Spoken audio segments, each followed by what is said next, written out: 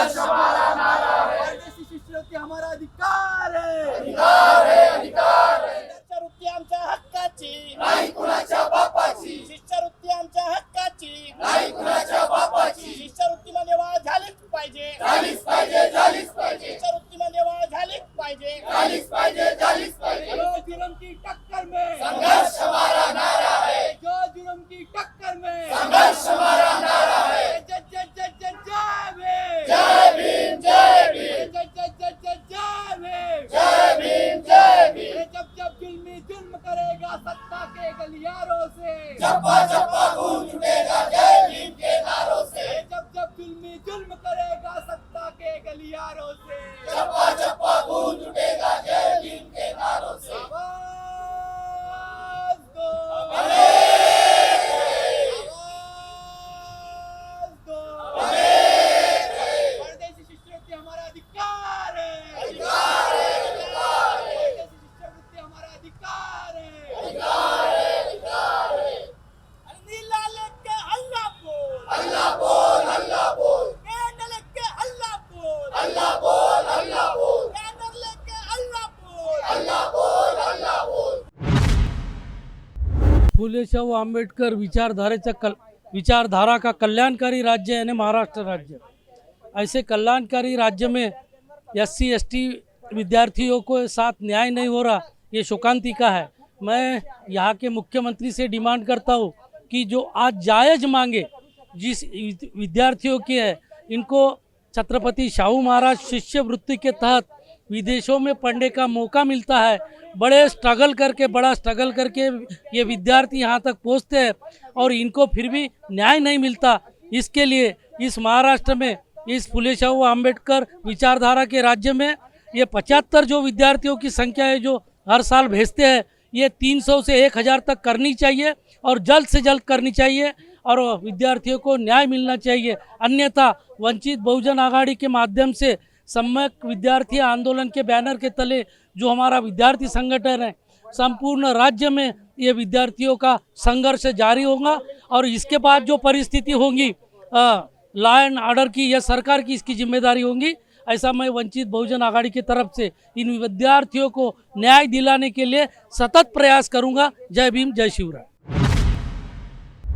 आज का जो आंदोलन हमने यहाँ पे संविधान चौक पे पुकारा है, ये मेरा ही कॉन्सेप्ट था कि क्योंकि मैं भी उसमें से जुड़ा हुआ एक व्यक्ति हूँ, क्योंकि मेरा भी यूके में नंबर लगा है। अब यूके में नंबर लगने के कारण में हम लोग इस चीज़ के लिए इसलिए इसके पीछे जाते हैं क्योंकि हमको एक उम्मीद रहती है कि परदेश शिष्यवृत्ति के लिए महाराष्ट्र गवर्नमेंट की जो छत्रपति शाहू महाराज शिष्यवृत्ति है वो हमें मिलेंगी, जो पिछले साल से 75 पे हाई पावर कमेटी को पिछले साल जब महाविकास आघाड़ी की सरकार थी तब उस पर एक कैबिनेट में प्रस्ताव पारित हुआ था जिसमें उसमें 200 सीट का निवेदन पास हुआ था जो समाज कल्याण आयुक्तालय पुणे से हुआ था। पर उसके बाद में उसको निरस्त करते हुए हाई पावर कमेटी ने इस साल के लिए 50 सीटों को बढ़ाने का निवेदन दिया, पर 50 सीटें भी ना बढ़ाते हुए जैसे थे वैसी सिचुएशन में लाके 75 सीटें फिर से महाराष्ट्र गवर्नमेंट ने सस्टेन कर दी। अब ये जो सीटें 75% सस्टेन की है, पर विदेशों में जाने वालों की संख्या तो बढ़ गई है। तो अगर विदेशों में जाने वालों की संख्या बढ़ गई है, जो हम लोग IELTS GRE GMAT की एग्ज़ाम देते हैं उसको पास करने के लिए 15,000 की एक एग्ज़ाम होती है। अभी हम लोग एक व्यक्ति साधारणतः 50 से 60,000 रुपये एप्लीकेशन और साथ में एग्ज़ाम के लिए खर्चा करता है और हमें उम्मीद रहती है कि जब नंबर हमारा लग जाएगा तो सरकार हमें फॉरेन में पढ़ाने की पूरी जिम्मेदारी लेंगी। पर ऐसा यहाँ पे कुछ भी देखने को नहीं मिल रहा है। जो काफ़ी संख्या में विद्यार्थी है वो वेटिंग लिस्ट में रहते हैं, ना उनके ऊपर कोई ध्यान दिया जाता है और चाहे वो विदेश में क्यों ना पढ़ रहे हो वहाँ पे भी उनके ऊपर ध्यान नहीं दिया जाता क्योंकि रिफर्बिशमेंट होता ही नहीं है फंड का। तो ये दोनों चीज़ों के ऊपर हमारा मुद्दा ये है कि आने वाले जो परिस्थितियां है, आने वाले जो विद्यार्थी है जो परदेश में शिक्षण लेना चाहते हैं या परदेश में अपनी स्कॉलरशिप चाहते हैं तो महाराष्ट्र शासन इसके ऊपर ध्यान दे। एकनाथ शिंदे के हाथ में, जब महाराष्ट्र के जो मुख्यमंत्री एकनाथ जी शिंदे के हाथ में ये खाता अभी उनके पास में मौजूद है तो उसमें वो त्वरित कार्रवाई करे। जो 75 सीटें है उसको 200 के ऊपर लेके जाए, वेटिंग लिस्ट में आने वाले विद्यार्थियों के साथ भी न्याय करे और स्कॉलरशिप वो हर एक युवक को ले और उनसे बॉन्ड लिखा के ले कि वो वहाँ से उस शिक्षा का उपयोग महाराष्ट्र के लिए, इस देश के विकास के लिए करेंगे। यही उम्मीद के साथ में यहाँ पे सभी वर्ग के लोग यहाँ पे जुड़े हुए हैं और उम्मीद करते हैं कि इसमें त्वरित एक्शन होगा, 200 सीट के ऊपर मंजूरी मिलेंगी और समाज कल्याण पुणे आयुक्तालय की जो मीटिंग 2020 में हुई थी महाविकास आघाड़ी की सरकार में, उसके ऊपर कोई फर्म एक्शन होगा। यहाँ हम एकत्र हुए हैं परदेशी शिष्यवृत्ति के लिए, जो समाज कल्याण तरफे द्वारा 75 स्टूडेंट्स को हर साल दिया जाता है, जो बहुत ही कम है क्योंकि SC ST की संख्या महाराष्ट्र जैसे स्टेट में बहुत ज़्यादा होने के कारण 75 सीट्स ये कोई जस्टिस नहीं है। और 75 सीट्स में भी QS रैंकिंग कुछ रहता है, उसमें जो 100 QS रैंकिंग के कॉलेजेस को ही शिष्यवृत्ति मिलती है। और महाराष्ट्र ओवरसीज स्कॉलरशिप में सिर्फ आते आते स्कॉलरशिप मिलते मिलते सिर्फ 40 या 35 QS रैंकिंग पर ही वो स्कॉलरशिप ख़त्म हो जाती है। तो हमारी मांगनी ये है कि सरकार से कि 200 सीट्स तो भी सरकार ने देनी चाहिए। आज सम्यक विद्यार्थी आंदोलन के तरफ से जो छत्रपति शाहू महाराज शिष्यवृत्ति है, जो कि बाहर देश में पढ़ने वाले विद्यार्थी को मिलती है, जो कि अपने यूनिवर्सिटी से रहते, अपने महाराष्ट्र से रहते, जो अपना प्रेजेंटेशन बाहर में दे सकते, बाहर की यूनिवर्सिटी में दे सकते, जो आर्थिक रीत्या दुर्बल है, ऐसे घटकों के लिए, जो कि SC ST OBC पिछड़ा वर्ग में आते हैं, ऐसे लोगों के लिए वहाँ प्रेजेंटेशन के लिए वहाँ पे रखा जाता है। उनके लिए जो शिष्यवृत्ति है वो सिर्फ 75 लोगों के लिए है। महाराष्ट्र में आर्थिक रीत्या दुर्बल लोगों की संख्या 15 करोड़ तक के है, और उसके हिसाब से सिर्फ 75 लोग बहुत कम मायने रखता है। जैसे कि हम देखे जाते हैं, हर साल जो 18 साल के होते हैं उनका नया इलेक्शन कमीशन में नई वोटिंग लिस्ट में नाम चढ़ता है। तुम लोगों को अपना वोट बैंक बढ़ाने का है, तुम लोगों को अपना वोट बैंक बढ़ाना है, लेकिन अपने जो स्टूडेंट्स पढ़ सकते, जो अपना नेतृत्व कर सकते, जो इस भारत देश को एक नई दिशा दिखा सकते हैं, ऐसे लोगों को सामने नहीं बढ़ाना है। इतना क्यों डरते हो? क्यों डरते हो? क्यों नया डॉक्टर बाबा साहब आम्बेडकर पैदा हो जाएगा इसलिए डरते हो? या उसके जैसा एक महापुरुष फिर पैदा हो जाएगा इसलिए डरते हो? वो फिर से ये जाति व्यवस्था को ख़त्म कर कर और एक अच्छे जगह पे अच्छे लोगों का जो लिटरेट पीपल्स की डेमोक्रेसी होंगी, ऐसे डेमोक्रेसी लाने के लिए यहाँ पे काम करेगा, इसलिए डरते हो? इसीलिए डर के ये जो शिष्यवृत्ति है, जैसे कि देख रहे तेलंगाना में 300 लोगों का नेतृत्व ऑल ओवर वर्ल्ड में, बाहर इंडिया के बाहर अलग यूनिवर्सिटीज़ में प्रेजेंटेशन के लिए जाता है, वैसे यहाँ पे 75 ही क्यों? और 75 में भी उसको कैसे कम किया जा सकता तुम ये देखते हो? कैसे उनको डॉक्यूमेंटेशन लेवल पे ख़त्म किया जा सकता है तुम ये देखते हो? ये सब गलत बात है। अगर विद्यार्थियों को आगे बढ़ना है तो समझो देश को आगे बढ़ना है, वरना चाय वाला PM बनकर भी देश पीछे जा सकता है। ये लोग देख रहा है।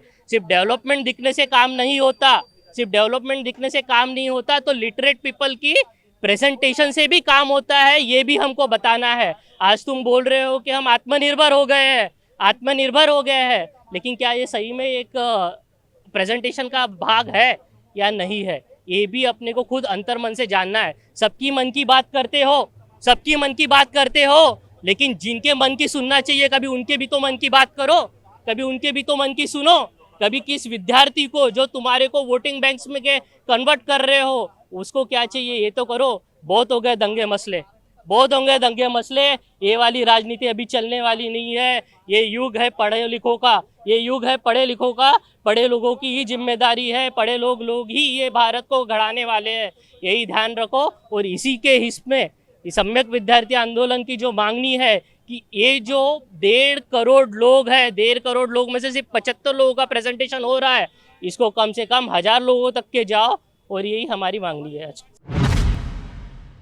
जिस प्रकार से आज महाराष्ट्र में विद्यार्थियों के साथ जो भेदभाव हो रहा है वो बहुत ही अन्यायकारक है, क्योंकि जो विदेशी परदेशी शिष्यवृत्ति है वो काफ़ी कम लोगों को प्रोवाइड की जा रही है महाराष्ट्र सरकार द्वारा।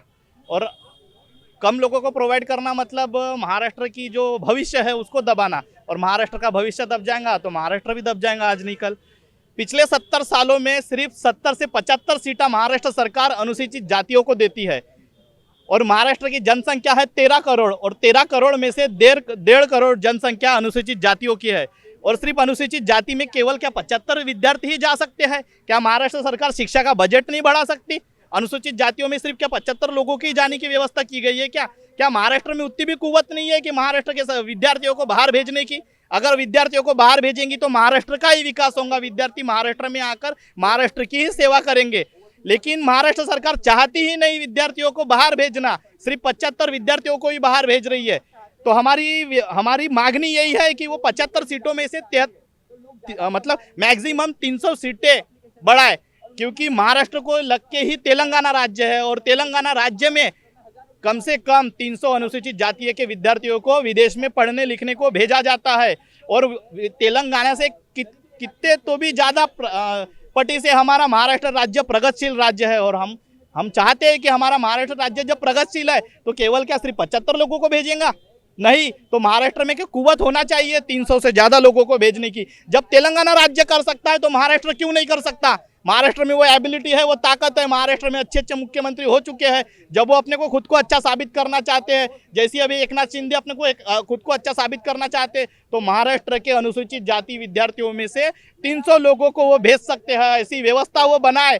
अभी महाराष्ट्र का पावसाड़ी अधिवेशन चल रहा है, तो पावसाड़ी अधिवेशन में उनकी डिमांड होनी चाहिए थी, शिक्षा के ऊपर उनका जोर होना चाहिए था कि कम से कम 75 नहीं तो 300 लोगों को महाराष्ट्र के बाहर विदेशों में पढ़ने को भेजना चाहिए। पर महाराष्ट्र सरकार चाहती ही नहीं। अगर चाहती तो लोगों को भेजती, लेकिन महाराष्ट्र सरकार विद्यार्थियों को दबाना चाहती है, विद्यार्थियों का शिक्षा का बजट कम करना चाहती है और फालतू कुछ न कुछ उपक्रम लाती है। विद्यार्थियों को अगर ये महाराष्ट्र सरकार दबाएंगी तो विद्यार्थी चुप नहीं बैठेंगे, विद्यार्थी आवाज़ उठाएंगे, क्योंकि महाराष्ट्र सरकार ये महाराष्ट्र विद्यार्थी और जवानों के ऊपर टिका हुआ है। अगर विद्यार्थी और जवानों ने सोच लिया कि ये सरकार गिराना है तो एक वक्त भी नहीं लगेगा सरकार गिराने, क्योंकि विद्यार्थी और तरुण नया वोटर होता है, जवान नया वोटर होता है। लेकिन महाराष्ट्र सरकार ऐसा करती ही नहीं। हमारी यही डिमांड है कि महाराष्ट्र सरकार 75 नहीं कम से कम 300 लोगों को भेजे, क्योंकि महाराष्ट्र में 1.5 करोड़ जनसंख्या होने के कारण कम से कम 300 लोगों को उन्हें भेजना ही चाहिए। अगर तेलंगाना राज्य कर सकता है तो हम क्यों नहीं कर सकते? हमें करना ही चाहिए। और हमारी यही डिमांड है कि महाराष्ट्र सरकार अनुसूचित जातियों के कम से कम 300 लोगों को विदेश में पढ़ने को भेजे। विदेश से पढ़ के आएंगे तो हमारे महाराष्ट्र का भविष्य बढ़ेगा और हमारा महाराष्ट्र आगे बढ़ेगा। और अगर महाराष्ट्र सरकार नहीं करेंगी तो हमारा ये आंदोलन और आगे बढ़ेगा और ये आंदोलन देखते ही देखते महाराष्ट्र में एक विशाल रूप ले लेगा और महाराष्ट्र की सरकार को 300 से ज़्यादा लोगों को विदेश में पढ़ने को भेजना ही पड़ेगा। अगर नहीं भेजेंगी तो आने वाली 24 में या आने वाले कोई भी इलेक्शन में महाराष्ट्र सरकार टिकेंगी नहीं। ऐसी सरकार जो विद्यार्थियों के साथ अगर न्याय नहीं करेंगी तो ऐसी सरकार को हम गिरा देंगे और ऐसी सरकार हम टिकने नहीं देंगे।